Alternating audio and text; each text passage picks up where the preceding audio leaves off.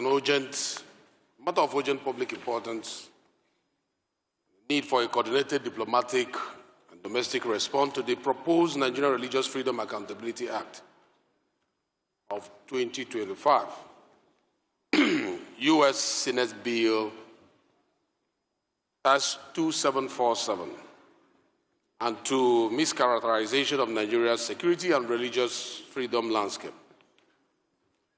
This bill, sponsored by all members of this House.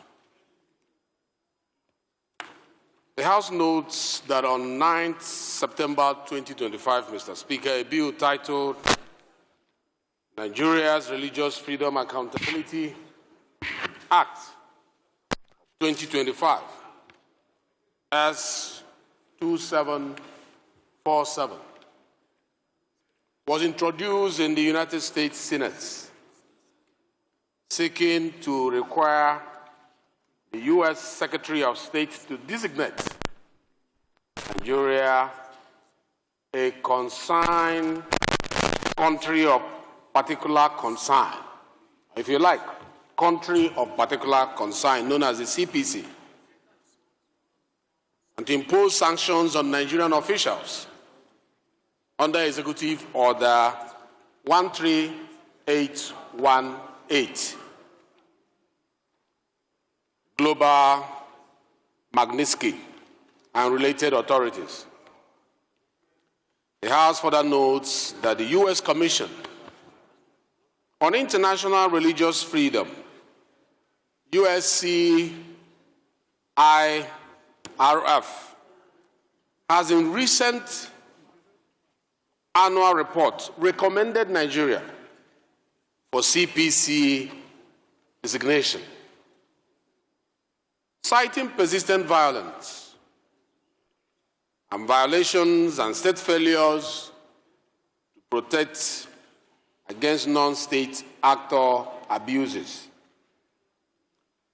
Mr. Speaker, honorable colleagues, the House recognizes that Nigeria's Constitution guarantees freedom of thought, conscience, and religion, and bars adoption of a state religion, and that successive administrations, security agencies, faith leaders, and civil society continue to undertake measures to protect all worshippers and prosecute offenders, as reflected in the U.S. Department of State's 2023's country chapter and prior reports. Mr. Speaker, the House also observes that insecurity in Nigeria is complex and multi-causal, driven by insurgency, driven by criminal banditry,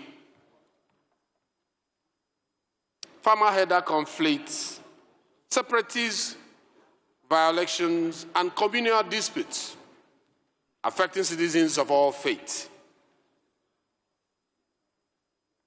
International reporting attributes a significant share of fatalities to terrorist groups and criminal gangs, rather than state policy on a single religious dynamic.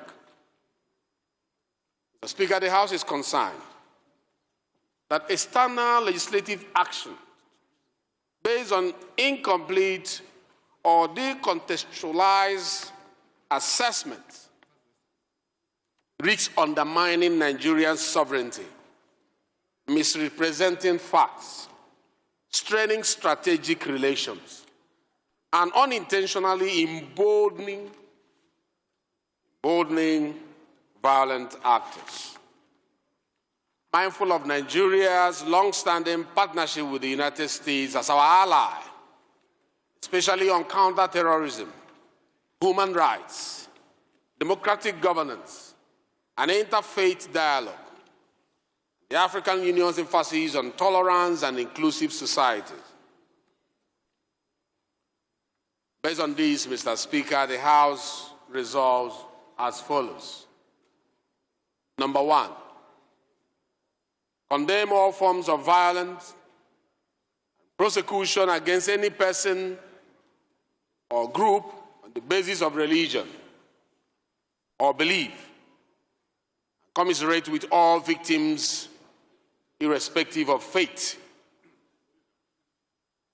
The House resolves to reject outrightly narratives that frame Nigerian security crisis as a singularly religious conflict or a state-sponsored persecution, and reaffirms Nigeria's constitutional protections, freedom of religion and belief. The House mandates committees of foreign affairs, national security and intelligence, interior and information, national orientation and values, to within 21 days coordinate with A, the Federal Ministry of Foreign Affairs and Nigerian Embassy in Washington, D.C., to lodge a formal diplomatic demand to the sponsors of S-2747, relevant U.S. committees, transmitting empirical data and Nigerians' official position. B, coordinate with the U.S. mission in Nigeria and interested U.S. legislators to propose a Nigeria-U.S. joint fact-finding and dialogue mechanism, freedom of religion or belief, with participation from faith leaders and independent experts, and to invite U.S. CIRF to a hearing or briefing of this House to examine sources, methodology, and remedies. And if they like, invite a delegation of this Parliament, the 6 geopolitical zones of this country, to brief the U.S. Senate on the facts on ground.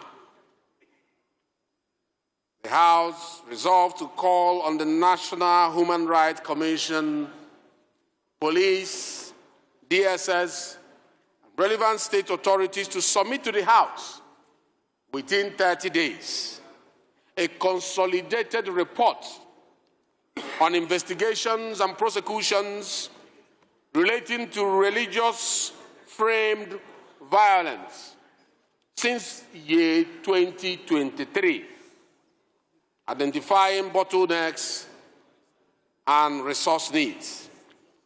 This will confirm the House and government position that there is no state-sponsored prosecution on the basis of religion. The House further mandates the committees on legislative compliance to ensure execution of these resolutions, Mr. Speaker, and to report back to the House within 28 days. The House resolved to order that this resolution be transmitted to the Presidency, Federal Ministry of Foreign Affairs, and the heads of security agencies, United States Congress leadership, Senate Foreign Relations, House Foreign Affairs, the U.S. Department of State and the USC, IRF, the African Union, and ECOWAS Commission. I so move, Mr. Speaker. Thank you.